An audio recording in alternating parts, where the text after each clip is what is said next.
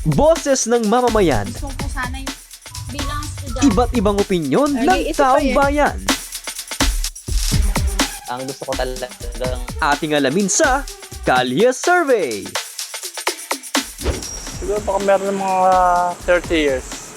De, siyempre, kailangan hindi ka nagsisilungaling sa isa't isa. Sa oras ng pangangailangan, andun ka sa kaibigan mo. Di ba? Sabi nga, hindi lahat ng bagay puro pera. Kagipitan, tulungan mo. Dahil lahat naman tao nangangailangan eh. Ano po, pinsan ko po kasi best friend ko. Hanggang ngayon po, best friend ko pa rin po siya. Ano po, bigayan lang po kami, kaya kami nagtatagal sa pagiging magkaibigan. Bigayan po, halimbawa, kung ano po yung kailangan niya, halimbawa, nangailangan po siya, andyan po agad ako. Pag hindi naman nangailangan ako, nandyan din po siya para sa akin. Ganun po. Kasi hindi naman po pwede sa isang magkaibigan, hindi kayo magtatagal kung hindi kayo marunong magbigayan. Kailangan po give and take lang talaga. Dapat pwede mong nakakatuwang sa mga problema. Ganon. Kung may problema ka, payuhan mo. Kung nangungutang naman, pautangan mo din kasi babayaran ka, kaibigan mo naman eh. Ganon lang ang buhay, give and take. Ganon lang siya. Yung tapat kayo sa isa't isa, di ba? Pangkapatid ang turing mo sa kanya, mapatalikod man, mapaharap, walang siraan, di ba? Oo. Kaya yun ang sikreto ng mag-best friend. para sa akin, kaya tumagal yung magiging best friend namin dahil sa pakikisama.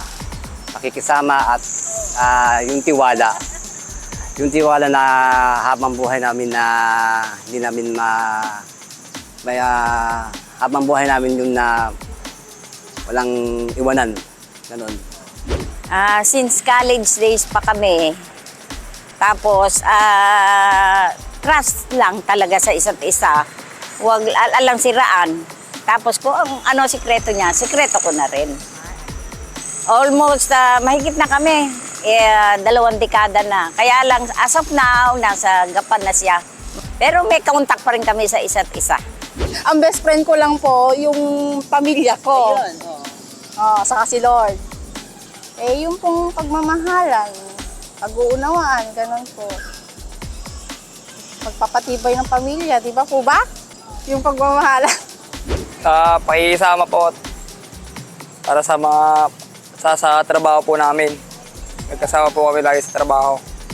Pagkakaisa po kami sa isa sa trabaho namin. Matagal na yung best friend ko, kanya alam na pumanaw na eh. Pumanaw na yung best friend ko eh. Sanggang dikit. Matagal pa, di mga 20 years, hindi lang. Pares kaming mabait na sa isa't isa. Boses ng mamamayan, Gusto ko sana yung bilang estudyante. iba't ibang opinyon ng taong bayan. ang gusto ko talagang Ating alamin sa Kalye Survey.